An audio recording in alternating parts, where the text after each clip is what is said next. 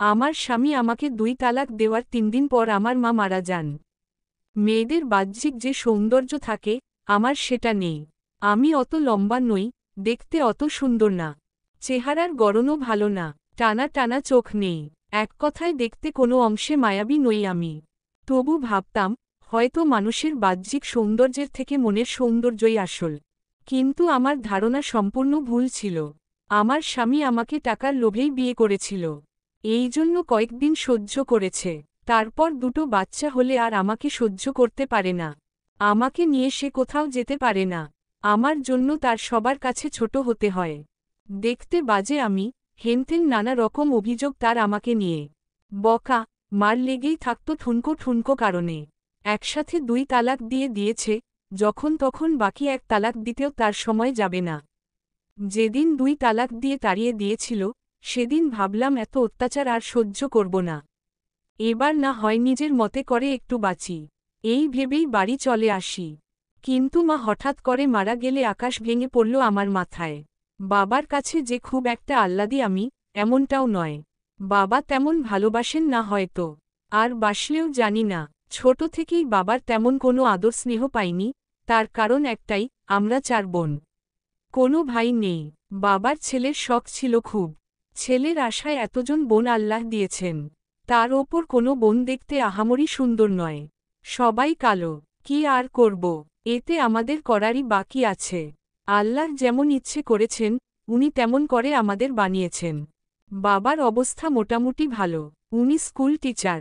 তাই মা আমাদের জন্য টাকা পয়সা সঞ্চয় করে রেখেছেন, শুধু বিয়ে শাদির জন্য। বাবাও আমাদের প্রতি তার যথাযথ দায়িত্ব পালন করেছেন। আমার ইচ্ছে ছিল লেখাপড়া করে চাকরি করব। কিন্তু যখন অনার্স কমপ্লিট করি, তখনই ভালো ছেলে পেয়ে আর হাতছাড়া করেননি। আমি অমত করলে মা বুঝিয়েছিলেন, এত পড়ে কি হবে, বিয়েটা করে নে মা। ভালো ছেলে পাওয়া যায় না সচরাচর। উনাদের হয়তো মনে ছিল, অসুন্দর মেয়ে, যত আগে বিয়ে দিয়ে দেওয়া যাবে ততই ভালো। ছেলেটাও সুন্দর দেখতে, মেয়েকে যাতে সাদরে গ্রহণ করে, তার জন্য বাইকসহ ঘরের সব জিনিসপত্র তাকে দিলেন। একবারও এটা ভাবলেন না, ছেলেটা মেয়েটাকে সাদরে গ্রহণ করবে কি না।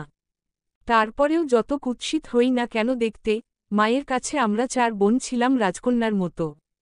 কোনো কিছুর দিক দিয়ে কমতি রাখেননি মা। মা ছিলেন আমাদের একমাত্র আপনজন। এখন মা নেই, আমি অর্ধেক ডিভোর্সি। কোলে আমার 2টো মেয়ে, একটার 2 বছর, আরেকটা 8 মাসের বাচ্চা। নিজের 2 মেয়ে আর ছোট 3 বোনকে নিয়ে সামনে আমার কি অবস্থা হবে, কে জানে। মা থাকলে একটা বিশ্বস্ত আশ্রয় ছিল। এখন পুরোপুরি দিশাহীন আমি। মা মারা যাওয়ার 2 মাসের মধ্যেই বাবা আবার বিয়ে করলেন। এই 2 মাসের মধ্যে একদিনও আমার স্বামী খোঁজ নেয়নি আমার বা আমার মেয়েদের। সে নেবে কেন, আপদ বিদায় হয়েছে, এতে সে বেঁচে গেছে। বাবার এত তাড়াতাড়ি বিয়ে করাতে ভেতর থেকে ভেঙে পড়লাম খুব। বাবার নতুন স্ত্রী স্কুল শিক্ষিকা। উনি বিধবা ছিলেন। রোড অ্যাক্সিডেন্টে উনার আগের স্বামী মারা যান। আগের পক্ষের কোন সন্তানাদি নেই। দেখতে ভালোই, বয়স আমার মায়ের থেকে একটুখানি কম হবে। উনি মানুষ হিসাবে কেমন তা এখনও জানি না। একদিকে বাবার সাথে আমাদের কারো ঘনিষ্ঠ বা বন্ধুসুলভ সম্পর্ক নেই, অন্যদিকে সৎমা। পাড়ায় কানাঘুষা শুরু হয়ে গেল। আমাকে, বোনদেরকে সবাই দীর্ঘশ্বাস ছেড়ে বলতে লাগল, তোদের কপালটা এবার পুড়ল রে। এইসব নানা চিন্তায় রাতে ঘুম হয় না আমার। খেতেও পারি না ঠিকমতো। গলা দিয়ে ভাত নামে না। ভীষণ মায়া লাগে বোনদের আর 2টো মেয়ের দিকে তাকালে। সৎমায়ের সাথে কথা হয় ঠুকঠাক। বোনদের বলেছি, উনার সাথে ভালোভাবে কথা বলতে, সব কাজে সর্বোচ্চ সাহায্য করতে। উনাকে ভালোবাসতে। বোনেরা আমার কথা মতো তাই করে। রাতে এইসব পরিস্থিতি নিয়ে ভাবতে ভাবতে কখন ঘুমিয়ে পড়েছি, ঠিক পাইনি। শেষ রাতের দিকে ঘুম ভাঙলে পাশে চেয়ে দেখি আমার ছোট মেয়ে পাশে নেই। বুক কেঁপে উঠে আমার, ভয় পেয়ে ধরফরিয়ে উঠি বিছানা থেকে। এক আশ্চর্য দৃশ্য তখন দেখতে পাই, বাবার বিয়ে করা সদ্য স্ত্রী, আমার সৎমা আমার মেয়েকে বুকে জড়িয়ে হাঁটছেন। বিষয়টা বেশ চমৎকার হলেও খুব আশ্চর্য হলাম। এটাও সম্ভব? এসব তো নিজের মায়েরা করে। সৎমা কি কখনো এসব করে? ব্যাপারটা কেমন যেন ভেতর থেকে মেনে নিতে পারছি না। উঠে উনার কাছে গেলাম, বললাম, আমার কাছে দিন। উনাকে কিছু ডাকতে ইতস্তত লাগছিল আমার, তাই কিছু সম্বোধন না করেই বললাম। উনি মুখে হাসি ফুটিয়ে বললেন, বাচ্চাদের আমার পছন্দ। তোমার মেয়ে কান্না করছিল খুব। কান্না শুনে আসি। তুমি ঘুমাচ্ছ দেখে আর না ডেকে কোলে নিলাম। দেখ কিভাবে ঠান্ডা হয়ে গেছে আমার কোলে উঠে। আমি শুকনো হেসে হাত বাড়িয়ে মেয়েকে নিলাম। তারপর উনি প্রশ্ন ছুড়লেন, তুমি কতদিন থাকবে এখানে? মানে কতদিনের ছুটি? জমে গেলাম উনার প্রশ্ন শুনে।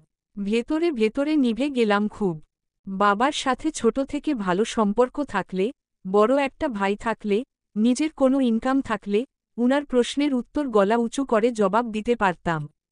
এভাবে গুটিয়ে যেতাম না। আমি শুকনো কণ্ঠে আস্তে করে বললাম, কালই চলে যাব। শুয়ে শুয়ে অনেকক্ষণ চিন্তা করলাম। উনার প্রশ্নটা মাথায় ঘুরপাক খেতে লাগল। খুব খারাপ লাগল। হয়তো উনি সৎমা বলেই এই প্রশ্নটা বেশি খারাপ লাগছে। আমি তো একা এখানে না, সাথে আমার মেয়েরাও আছে। ভাবলাম, আমি একেবারে থেকে গেলে উনি নিশ্চয়ই বাবার সাথে ঝামেলা করবেন। কি দরকার এসবের? কাল সত্যি চলে যাব স্বামীর বাড়ি। হাতে পায়ে ধরে থাকব। এই হাত পা ধরা শুধুমাত্র আমার মেয়েদের জন্য। আমি একা হলে এত চিন্তা করতাম না। বাপের বাড়িতে থাকাকালীন যদি কেউ আমার মেয়েদের কিছু বলে, সেটা আমি একদম সহ্য করতে পারব না। ঘুম তো আসেইনি আর। কাকডাকা ভরে বিছানা ছাড়লাম। সবকিছু গুছিয়ে নিলাম। বোনগুলো আমার চলে যাওয়ার কথা শুনে হতভম্ব। চলে যাওয়ার কারণ জানতে চাইলে বললাম, চেষ্টা করি আবার সব ঠিকঠাক হয় কিনা। তোরা ভালোভাবে থাকবি, মন খারাপ করবি না একদম। মাকে মনে পড়লে কাঁদবি। কাঁদলে মন হালকা হয়। বেশি কষ্ট হলে স্কুলের পেছনের বাগানে গিয়ে চিৎকার করবি। কেউ শুনতে পাবে না। দেখবি, তোদের ভালো লাগবে। আর আমি তো আছি। খারাপ লাগলে বা কোনো সমস্যা হলে আমাকে জানাবি। আমি আসব। রোজ তোদের সঙ্গে ফোনে কথা বলবো। লেখাপড়া ঠিকঠাক যেন হয়। বাবার সঙ্গেও ঘন ঘন কথা বলবি, কারণ ছাড়াই বলবি। বাবা ছাড়া আপন আমাদের আর কেউ নেই। বোনগুলো কেঁদে ফেলল। আমিও কেঁদে ফেললাম। বাবাকে আর সৎমাকে বলে বিদায় নিলাম। বাবা শুধু বললেন, সাবধানে থাকিস। আবার আসবি। বাবার কথায় ভেতরটা মোচড় দিয়ে উঠল। বাবা জানেন আমার সঙ্গে ঘটে যাওয়া সবকিছু, তবুও আমাকে নির্দ্বিধায় যেতে দিচ্ছেন। কি ভয়ঙ্কর ব্যাপার! আমাকে দেখামাত্র আমার স্বামী রশিদ টিটকারি মেরে বলতে শুরু করল, কি হলো? বাপের বাড়ি থাকতে পারলি না? বিদায় করে দিল তো। আবার এসেছিস যখন কাজের লোকের মতো থাকবি। একটু বউ ভাব দেখালে বা মুখ চালালে আমার হাত চলবে। এ রকম নানা কথা বলতে লাগল। শাশুড়িও বললেন, আমি লাথি খাওয়া কুকুরের মতো ফিরে এসেছি, সে তো এসব বলবেই। কোনো কথা না বলে নীরবে সব সইলাম। সপ্তাহ যেতে না যেতেই রশিদ আমাকে আবার প্যারা দিতে শুরু করল। বাপের কাছ থেকে টাকা নিয়ে আয়, না হলে বাপের বাড়ি যা। আমি আবার বিয়ে করব। সহ্য করতে না পেরে কিছু তর্কাতর্কি করলে এলোপাতাড়ি মারতে লাগল। ঠিক তখনই আমার স্বামীর বাড়িতে উপস্থিত হলেন আমার সৎমা আর বোনেরা। রশিদ থেমে গেল। আমি নিজের শাড়ি ঠিক করে বাইরে বের হলাম। মুখে হাসি টানার চেষ্টা করলাম। থাতারা চিহ্ন পপতারা চিহ্ন অরের দাগ স্পষ্ট লাল হয়ে আছে গালে। চোখে পানি টলমল করছে, তাও কন্ট্রোল করার চেষ্টা করলাম। বোনদের মুখের দিকে তাকানোর উপায় নেই। তাদের অসহায় আর রাগে ভরা চেহারা দেখে আমারই মায়া লাগল। সৎমা আমার দিকে একবার তাকিয়ে চোখ ঘুরিয়ে নিলেন। আমার শাশুড়ি উনাকে নিজের ঘরে নিয়ে গিয়ে গল্প শুরু করে দিলেন। আমি খাবার বানাতে ব্যস্ত হয়ে পড়লাম। বোনগুলো রান্নাঘরে আমার পাশে দাঁড়ানো। মেজ বোনটা বলতে লাগল, দুলাভাই এত অত্যাচার করে তোমার ওপর, তবুও কেন এখানে এসেছ তুমি? এর থেকে তুমি ভিক্ষা করে খেলেও শান্তি পেতে। তার কথার কোনো উত্তর না দিয়ে রান্নাঘর থেকে নিজের রুমে গেলাম। সেখান থেকে কাচের বাটি নিয়ে আসতে গিয়ে শুনলাম, শাশুড়ির ঘরে আমাকে নিয়ে কথা হচ্ছে। আড়ি পেতে শোনা উচিত না জেনেও শুনলাম। শাশুড়ি যতরকম সুনাম আছে, সব ছেলের জন্য বলছেন। বেশিরভাগ কথাই আমাকে নিয়ে, আমার চেহারা নিয়ে। সৎমা নিঃশব্দে সব গিলছেন। দীর্ঘশ্বাস ফেললাম। সৎমার জায়গায় নিজের মা হলে নিশ্চয়ই মেয়ের চেহারা নিয়ে এমন বদনাম শুনে চুপচাপ থাকতেন না। আর দাঁড়ালাম না, রান্নাঘরে ফিরে গেলাম। দুপুর গড়ালো, খাওয়া শেষ হলো। সৎমা আমার কাছে এসে বললেন, চলো আমার সঙ্গে। আমি ঘাবড়ে গেলাম। চোখ নাচিয়ে বললাম, কোথায় যাব আমি? আমার সঙ্গে যাবে। তোমার বাড়ি যাবে। কেমন একটা ঘোরের মধ্যে পড়ে গেলাম উনার কথায়। কিছুই বুঝতে পারছি না। বোনগুলোও নির্বাক। সৎমা এবার আমার হাত ধরে বললেন, তোমার সঙ্গে যা যা হয়েছে সব তোমার বাবার কাছে শুনেছি। আজ এই উদ্দেশ্য নিয়েই এসেছিলাম তোমাকে নিয়ে যেতে। এখানে এসে যা দেখলাম তাতে সব স্পষ্ট হয়ে গেল। তোমাকে মানুষ বলে যারা গণ্য করে না, তাদের বাড়িতে তুমি কেন থাকবে?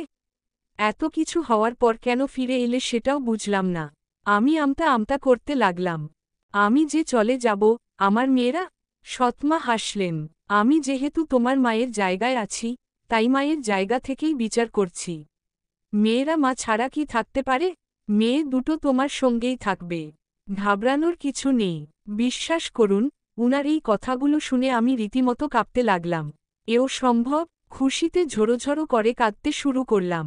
মন থেকে জোর গলায় মা বলে উনাকে জড়িয়ে ধরলাম। বোনেরাও ইমোশনাল হয়ে পড়ল। হাসি কান্নার মিশ্র অনুভূতিতে তাদের চেহারা অন্যরকম হয়ে গেল। আমার সৎমা, না না, এখন থেকে উনাকে ভালো মা সম্বোধন করব। ভালো মা পিঠে হাত বুলাতে বুলাতে বললেন, আমার বিয়ের পর থেকে তুমি সহ তোমার বোনেরা দূরত্ব বজায় রাখছ। হয়তো সৎমা বলে, পৃথিবীর বেশিরভাগ সৎমা বিষাক্ত, তাই বলে সব সৎমা তো আর বিষাক্ত হতে পারে না, তাই না? আমাকে আজ থেকে নিজের মা ভাববে।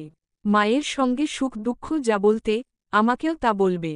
সব শেয়ার করবে। কেমন? আমি মাথা নাড়িয়ে ঠিক আছে বললাম। ভালো মা রীতিমতো রশিদ আর তার মাকে হুমকি দিয়ে আমাদের সবাইকে নিয়ে বাড়ি ফিরলেন। আমার ডিভোর্স হয়। আমার ভালো মা রশিদের থেকে পুরোপুরি দেনমোহর আদায় করিয়েছেন। এটাও ঠিক করেছেন, মেয়েদের ভরণপোষণ তাকে দিতেই হবে। আমার মা বাবাও ততটুকু করতে পারতেন না, যতটুকু ভালো মা আমার জন্য করেছেন। ডিভোর্সের পর ভালো মা চাকরির প্রস্তুতি নিতে বলেন। আমাকে নতুনভাবে তৈরি হতে বলেন। আমি রাতদিন এক করে চাকরির পড়া পড়তে লাগলাম। বাচ্চাদের সকল দায়িত্ব ভালো মা আর বোনদের ওপর। শুধু ছোট বেবিটাকে খাওয়ার সময় আমি খাওয়াই। ছোট থেকে যেমন রাত করে পড়লে মা যত্ন করতেন, তেমনি ভালো মা কফি বা চা বানিয়ে আমার জন্য ফ্লাস্কে রেখে দিতেন, যাতে গলা শুকিয়ে গেলে ভিজিয়ে নিতে পারি, এনার্জি পাই। পড়তে পড়তে যখন ঘুমিয়ে পড়তাম, মেয়ে তখন কেঁদে উঠলে ভালো মা তাড়াতাড়ি এসে সামলাতেন। অগোছালো আমি গায়ের কাপড় ঠিক করে দিতেন, বালিশ ছাড়া ঘুমালে মাথায় বালিশ দিয়ে দিতেন। এরকম ঘটনা অনেক রাতেই ঘটেছে। মনে অদ্ভুত একরকম ভালো লাগা সৃষ্টি হতো। আমাদের ঘরে যে সৎমা আছেন, সেটা কখনো কেউ টেরই পেত না। বাবার সাথেও ভালো সম্পর্ক হয়ে গেল। চাকরির পরীক্ষা দিলাম। চাকরি হল। যেদিন চাকরি হওয়ার সুসংবাদ পেলাম, তার পরদিন ভোরে মায়ের কবরপাড়ে গেলাম। ভোরের রহমতের বাতাস তখন শাঁসা শব্দে বয়ে চলছিল। মায়ের কবরের উপরের ছোট ছোট ঘাসগুলো চুপচাপ নড়ছিল। মন এক মুহূর্তের জন্য পাড়ি জমিয়েছিল অচেনা কোনো পবিত্র দেশে। চোখ থেকে অনর্গল পানি পড়ছিল। ইচ্ছেমতো কাঁদলাম মায়ের পাশে দাঁড়িয়ে। দুঃখের না সুখের কান্না, জানি না। মনে মনে কথা বললাম অনেকক্ষণ মায়ের সাথে। এক পর্যায়ে বিড়বিড় করে এটাও বললাম, জানো না, তুমি তোমার ছায়া রেখে গেছো পৃথিবীতে। তুমি যেমন আগলে রাখতে তোমার অসুন্দর মেয়েদের, তোমার ছাও তাই করে। বিশ্বাস করো, উনার মতো এত ভালো সৎমা আমি আর কোথাও দেখিনি। তোমার প্রাণপাখি হয়তো উড়ে যাওয়ার আগে আমাদের নিয়ে খুব উতলা হয়ে পড়েছিলে। এখন নিশ্চিন্তে থাকো, মা। তোমার মতো একজন মা পেয়েছি। এক গধূলি বিকেলে ছাদে বসে আছি। দক্ষিণা বৈরী বাতাস হু হু করে বয়ে যাচ্ছে। বাতাসে যেন শীত দ্বিগুণ বাড়ছে। ভালো মা বসে বসে কি একটা বই পড়ছেন। আমি তার পাশে গিয়ে বসলাম। বললাম, ভালো মা, একটা কথা বলবো? তিনি হাসিমুখে বললেন, বলো। আমি বললাম, সৎমায়েরা তো এত ভালো হয় না। তুমি অন্যরকম কেন? আমার কথা শুনে তিনি স্থির দৃষ্টিতে দূর আকাশের কোদালিয়া মেঘের দিকে তাকিয়ে থাকলেন। প্রায় 5 সেকেন্ড পর আমার দিকে তাকিয়ে বললেন, আমি যখন ক্লাস 9-এ পড়ি, তখন আমার মা তারা চিহ্ন রাজান। বাবা বিয়ে করেন, সৎমা আসেন। সারাদিন ঘোড়ার মতো খাটাতেন আমায়। কাজের লোকের মতো ব্যবহার করতেন। খাবারের দিক থেকেও আমার প্রতি অনিয়ম করতেন। আমি চুপচাপ সব মেনে নিতাম। কিন্তু রাতে মুখে কাপড় গুজে কাঁদতাম শুধু। বাবাকে অভিমান করে কিছুই বলতাম না। বড় একজন ভাই ছিল আমার। ভাই জিজ্ঞেস করলেও ভালো বলতাম। বাবা আর ভাই বাড়ি থাকতেন না তেমন, তাই তারা কিছু দেখতেও পেতেন না। এরকম চলতে চলতে একদিন হুট করে সামান্য কথায় সৎমা আমার গায়ে হাত তুললেন। সেদিন আর সহ্য করতে পারিনি। ভাই ফিরলে সব বলি তাকে। তখনই ঝগড়া শুরু হয়। ভাই আমাকে নিয়ে আলাদা হয়। আলাদা ঘরে থাকি, আলাদা খাই। আমার উপর থেকে মানসিক চাপ কমে, কাজের ভারও কমে, ঠিকমতো লেখাপড়ায় মন দিই, চাকরি করি, বিয়ে হয়। ভাই ধুমধাম করে আমাকে বিয়ে দিয়েছিল। আমার স্বামী মানুষটা খুব ভালো ছিল, অসম্ভব ভালো। ভালো মানুষ বেশি দিন থাকে না, তাই তো ওপারে চলে গেলেন। আমার কোনো ছেলে মেয়েও নেই, সেজন্য ভাই বাড়ি নিয়ে আসলেন আবার। হঠাৎ একদিন তোমার বাবার সাথে বিয়ের প্রস্তাব আসে আমার ভাইয়ের কাছে। আমি ঠিক করেছিলাম আর কখনোই বিয়ে করব না, কিন্তু যখন শুনলাম 5টা মা হারা মেয়ের কথা, তখন আর না বলিনি। আমি রাজি হই, মূলত তোমাদের জন্যই রাজি, যাতে অন্য কোনো সৎমা না আসতে পারে তোমাদের ঘরে। এতটুকু বলে মুখে মমতার হাসি টেনে আমার দিকে তাকালেন। আমি এই মুহূর্তে নীরব শ্রোতা, কিছু বলার ভাষা নেই। এত ভালো কি করে উনি? ভালো মা এবার আমার হাত ধরলেন। তার ভাবভঙ্গি দেখে স্পষ্ট বোঝা যাচ্ছে তিনি আমাকে কিছু বলবেন। অপেক্ষা করলাম। তিনি বললেন, আমার একটা ভাইপো আছে, হুজুর মানুষ। তার সাথে তোমার বিয়ে ঠিক করব ভাবছি অনেক দিন থেকে। তুমি বিভো তারা চিহ্ন রসি শুনে সে নিজ থেকেই তোমাকে বিয়ে করতে চাচ্ছে। খুব আল্লাহভীরু মানুষ, আল্লাহর জন্যই তোমাকে বিয়ে করতে চাচ্ছে। তুমি চাইলে তোমার মেয়েদের সাথে নিয়ে যেতে পারো, আবার আমাদের কাছেও রেখে যেতে পারো। সব তোমার ইচ্ছে, কোনো রকম চাপ নেই। তুমি কি রাজি হবে? এতদিনে মানুষটাকে যেভাবে চিনেছি, উনি আমার বা আমার বোনদের ভালো ছাড়া কখনোই ক্ষতি চাননি, চাইতে পারেন না। আমি বললাম, রাজি আছি। বিয়ে হলো এক শুক্রবারে, আমার পরে আরও 2 বোনের বিয়ে হলো। এখন ঘরে একটা বোন আছে শুধু, ভার্সিটিতে পড়ে। ভালো মা সব বোনের ছোটখাটো একটা চাকরি ধরিয়ে তারপর বিয়ে দিয়েছেন। উনি এখন আমাদের সব বোনের চোখের মণি হয়ে উঠেছেন। আমরাও যত আবদার, সুখ দুঃখ সব উনার সাথে বলি। আমি দোয়া করি, পৃথিবীর সব সৎমা যেন আমার ভালো মায়ের মতো ভালো মনের মানুষ হন। তবেই মা হারা সন্তানরা আর কষ্ট পাবে না, চাপা কষ্ট নিয়ে ঘুরে বেড়াবে না, রাতে বালিশ চাপা দিয়ে কাঁদবে না, একাকিত্বে ভুগবে না। সমাপ্ত।